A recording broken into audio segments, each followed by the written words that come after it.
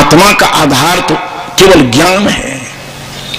उस ज्ञान सत्ता चेतन को आप किसी वर्ग और वर्ग में बांट नहीं सकते हैं। इस प्रसंग कबीरदेव ने कहा कि हिंदू तुरुक की बूढ़ा बाड़ा, नारी पुरुष मिली करहूं बिचारा। जो चेतन सत्ता है वो हिंदू है कि मुसलमान है, स्त्री है कि पुरुष है, बूढ़ा है कि जवान है, काला है कि गोरा है, क्या कहोगे उसको? काला गोरा नहीं कह सकते हो। ये संपूर्ण संकुचित धारणाओं से ऊपर अस्तित्व है उस चेतन का। प्राचीन ऋषि ने भी कहा कि न स्त्री न पमानेश न चैवायं नपुंसकः जज्जत शरीर मादत्ते तेन तेन सुज्यते। न स्त्रीलिंग है, न पुलिंग है, न उभयलिंग। आत्मा केवल ज्ञान सत्ता है। अब दोनों पक्ष के नियम को, दोनों की परिभाषा को, दोनों की पहचान लेकर के विचार करो। जब सबके शरीर में मिट्टी पानी आग हवा है तो उसमें सवर्ण कौन है, असवर्ण कौन है?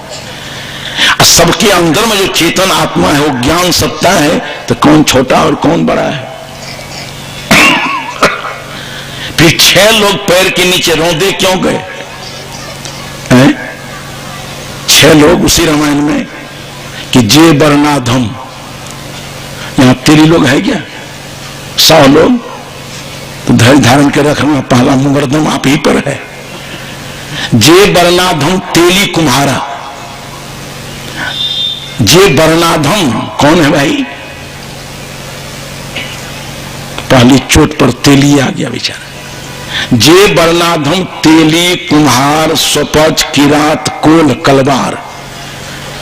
जब सबका शरीर मिट्टी पानी आग हवा के कण से बना है और सबके अंदर ज्ञान सत्ता एक जातीय है, तो 6 गो अधम कैसे हो गया भाई?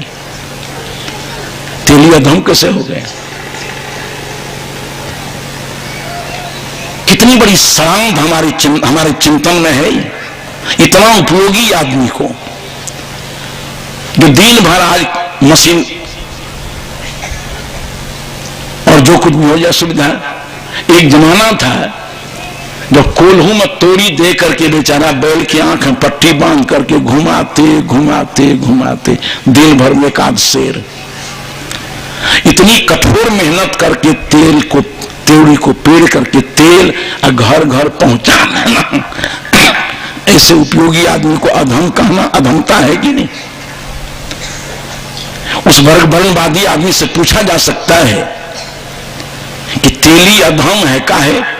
कोई अन्याय तो किया नहीं, केवल तोरी को पेड़ करके तेल निकाल दिया। कौन अन्याय किया? अब उस तोरी के तेल को तुम व्यंजन बना करके भीतर भी देते हो, शरीर में मर्दन भी करते हो।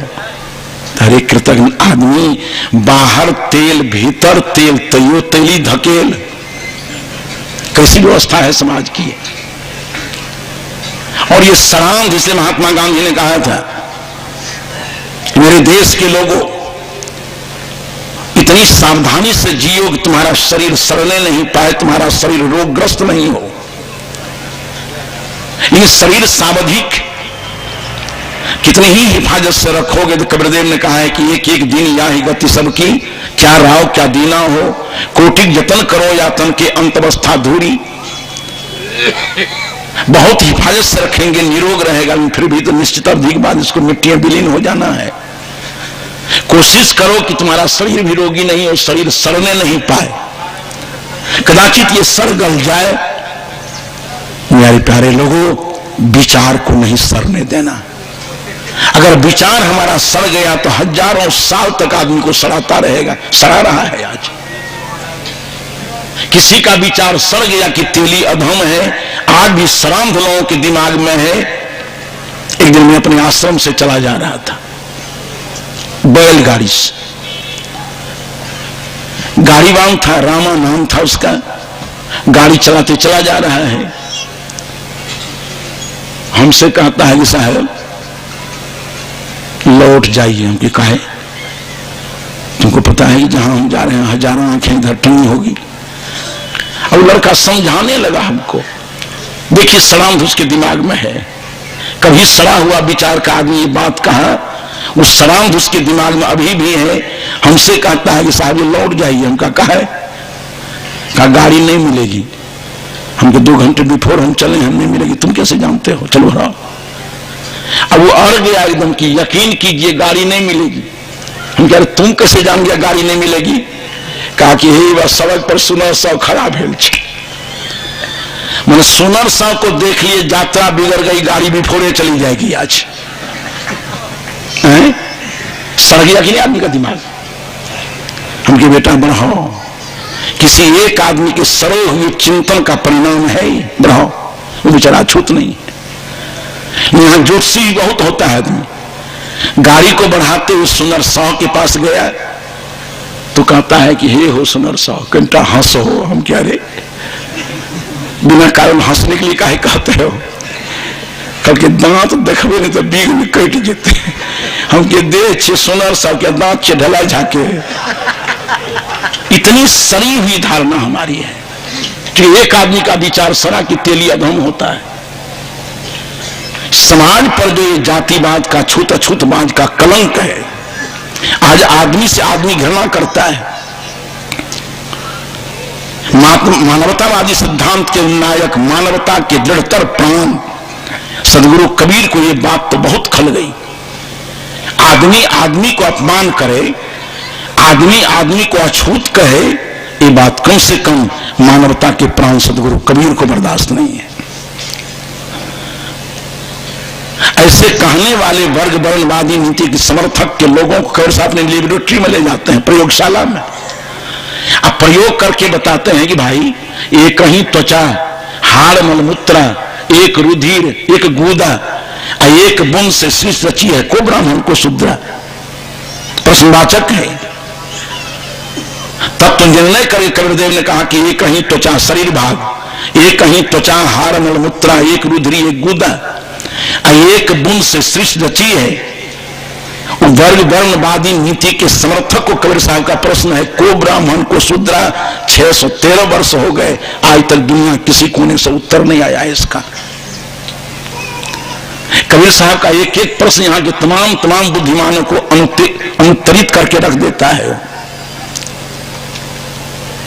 जीवन को केवल समझने से ये जो छूत अछूत बात है, ये कलंक मानवता पर से चला जाए। केवल जीवन को समझिए, अगर ठीक रामायण पढ़ते हैं तब। कुंभकार अछूत कैसे हो गया? अधम, जिसकी कला मिट्टी के ढेले पर उतर जाती है, अभी उतरी है।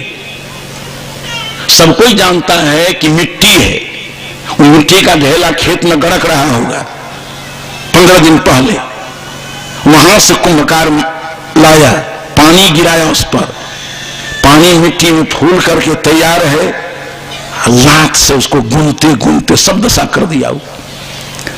बांस काट करके पट्टी बनाया, डोरी लाया, घास का एक नक्शा बनाया, और उसमें उस पट्टी को, उस डोरी को लपेट करके आंख कान मुंह नाक बना दिया। बाजार से कुछ रंग अबीर लाया। उस कलाकार की कला से मिट्टी, पानी, डोरी, खड़, रंग वगैरह मां भगवती का रूप ले ली, काली बन गया और भेड़ बकरा खाने लगा। अब उसके सामने आप कहते हो तुम्हें वो माता चपिता, तुम्हें दिमाग का फीता ढीला है क्या? तो जिसके कला उतरने से मिट्टी में देवत्व आ गया, कुंभकार अछूत काहे को हो गया भाई? हम लोग सुबह उठ करके सड़क को गंदा कर देते हैं, तो गंदा करने वाला बहुत बढ़िया है, और जो बिना किसी घृणा के, बिना नाक में पट्टी बांधे, कुदाल और टोकरी लेकर के गया है, आपने सड़क को सुलभ शौचालय बना दिया कि आदमी रात में चलता है तो नाक बंद करके चलता है और आंख में टार्च लगा करके चलता है। उस समाज का उपयोगी आदमी बिना कोई घृणा के कुदाल और टोकरी लिया, पैखाना को साफ कर दिया। जिसके परिश्रम से, जिसकी सेवा से सड़क एक मंदिर का रूप ले लेती है, आदमी रात में नाक आंख बंद करके और नाक खोल कर चलता है, इतना उपयोगी आदमी को कैसे अधम कह दिया। अब एक तंतुबाएं है बेचारा, कपड़ा बिनने वाला, वो कुआं पर नहीं चढ़ेगा, मंदिर में जाएगा तो भगवान पीला हो जाएगा कि ओम भगवत तत्सवितुर का मंत्री अछूत हो जाएगा। वो कोई अपराध नहीं किया है, रूई को धुन धान करके रूई पुन्नी बना करके कपड़ा बना दिया। और उसके बनाए हुए कपड़े को पहन करके आप पटना के चौराहे पर चमकते हो, तो कपड़ा पहनने वाला हो गया बढ़िया, अब जो कपड़ा बनाने वाला हो गया घटिया। ये न्याय है कि घनघोर अन्याय है?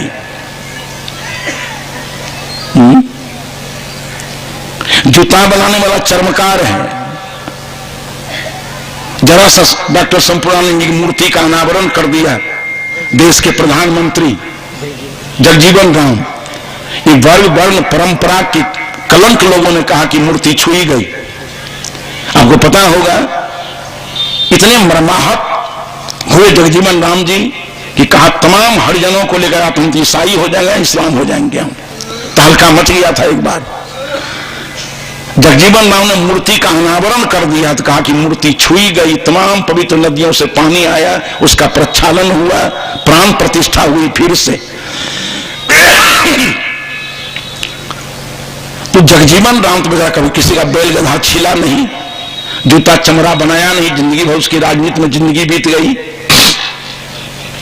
अगर कदाचित चमार जूता बनाइए दिया, अरे कृतज्ञ आदमी, तो उसी जूता को पहन करके जूता चौराहा पर चमकते हो बाबू साहब हैं, और जूता बनाने वाला हो गया घटिया। ये अन्न पैदा करने वाला आदमी हो गया तृतीय श्रेणी का, कृषि गौरक्ष वाणिज्यम वश्य कर्म स्वभावजम। अन्न पैदा करने वाला, गौ पैदा पालने वाला, भैंस पालने वाला, अन्न पैदा करने वाला, दूध दही बनाने वाला तृतीय श्रेणी का। और जब गेहूं जौ धान गेहूं तैयार होकर के खलिहान में आया और है मन्ना बोरा लेकर के जो अगों ले लिया मुफ्त का माल, वो हो गया उत्तम, और पैदा करने वाला हो गया अधम। ये देश आज नहीं करवट ले लेगा। जहां उत्पादक घटिया होगा, जहां उपभोक्ता बढ़िया होगा, वो देश की व्यवस्था नहीं चलेगी। इस प्रसंग से आप समझिए, कोढ़ को दूर कीजिए, जीवन को समझ लेने से कोढ़ दूर हो जाएगा। सबका बाह्य शरीर मिट्टी पानी आग हवा है, शरीर दृष्टि एक जातीय है, और सबकी आत्मा ज्ञान स्वरूपा है, इसलिए आत्मदृष्टि हम एक जातीय है, मानव समान है, कोई ऊंच नहीं है, कोई नीच नहीं है। एक आदमी का विचार सड़ा, हमारा विचार इतनी सरांध लिए हुए है। एक दिन एक आदमी मंच पर बैठा हुआ था, उधर से परंपरा का मारा हुआ आदमी आया, अब मंचासीन व्यक्ति को कहता है कि कौन जात हो तुम? ये बड़ा खतरनाक है, कौन जात हो? इन्हें हमको भी गया एक आदमी। सन 81 की बात है, हम साधु ब्रह्मचारी को लेकर के स्टेशन में बैठे हैं, गाड़ी की प्रतीक्षा में अखबार पढ़ रहे थे, एक आदमी इधर से आया तो हमसे कहता है कि आप कौन हैं? हम के चंद झंझट शुरू हो गए। हम के कैसे लगते हैं? हम के आदमी तरह लगते हैं क्या? आदमी तरह लगते हैं। मुझे कौन पूछते हो? साधु की तरह लगते हैं। हम के तो समझो हम साधु हैं। तो कौन कहे कहते हो? तब पूछता है कौन साधु हैं? हम क्या कौन उपाय करोगे? हम सिलेबिया चिपचर का। ये कौन बड़ा खतरनाक है। तो मंच पर जो बैठा हुआ आदमी था, वो परंपरा का मारा हुआ आदमी आया और मंचासीन व्यक्ति को कहता है कि तुम कौन जात हो? और कबीर विचार माइंडेड बेचारा एकदम जीता जागता सदैव चेतना उसकी। उस मंचासीन व्यक्ति को कहा कि कौन जात हो? तो कुत्ता लेटा हुआ था। कहा कि वो कौन जात है? कहा तो मूर्ख से भेंट हो गई हमको। कहा तुमको सोचता नहीं है कुत्ता है वो? कहा पूछा कहां उसको कौन जाता है? तो कहा रे बेवकूफ, वो कुत्ता है, कुत्ता की तरह लगता है, तो जात क्या पूछें? मंचासीन व्यक्ति ने कहा कि ए बेवकूफ की औलाद, वो कुत्ता की तरह लगता है, तुमने उसको पहचान लिया। हमको पूछते हो कौन जात हैं, तो हम कैसे लगते हैं? गिरगिट की तरह कि बिटुए की तरह? कुत्ता है, कुत्ता की तरह लगता है, उसको पहचानने में तुम्हारी आंखें काम कर गई। हम मनुष्य हैं, मनुष्य की तरह लगते हैं, तो हमारी पहचानने में तुमको रतौंधी है कि दिनौंधी की मोतियाबिंद। ये परंपरावाद का मोतियाबिंद हमारे आंखों पर है कि आदमी को हम आदमी समझने के तैयार नहीं है। नाती बिस्तरे न, ये मेरा विषय भी नहीं था। मैं सत्संग की गरिमा और महिमा की तरफ जा रहा था।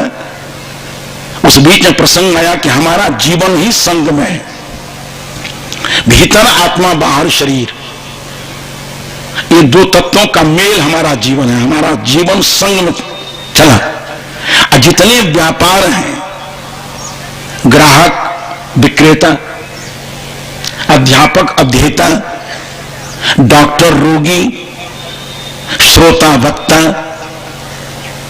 ये बीच में जो क्रिया है सब संयोग में है। विद्यालय में अध्यापक नहीं हो, छात्र चले जाएं तो कबड्डी तो खेलेंगे, वहां लोग अध्यापक का काम तो नहीं होगा। और अध्यापक जाकर के बैठ जाए, कोई छात्र नहीं जाए तो ताश खेलेंगे और क्या करेंगे? खेलते ही है जहां तहां ताश लोग आजकल। विद्यालय में तो हद हो गए। विद्यालय में ताश शतरंज चलता रहता है, जो विद्या मंदिर है। विक्रेता दुकान पर हो, क्रय करने वाला नहीं हो तो व्यापार कैसे चलेगा? यहीं बैठे हुए यहां व्यापार चल रहा है। एक तरफ से सुनने का काम चल रहा है, एक तरफ से बोलने का काम चल रहा है। दोनों के बीच व्यापार है। इसमें से भाई बहन सब उठ करके हम चले जाए यहां से, हम कुछ बोलते रहे तो लोग तुमको रांची पहुंचा देगा ना, कि सुनने वाला कोई नहीं, लगता जरूर पगला है जो बात करते जा रहा है। कोई यहां बोलने वाला नहीं हो, आप लोग बैठो तो कहेगा लोग कि इतना मूल्यवान समय को लोग व्यर्थ गंवा रहा है। सुनने और सुनाने वाले के बीच व्यापार चल रहा है। ये सब संग में, हमारा जीवन संग में है, सारे व्यापार संग में है।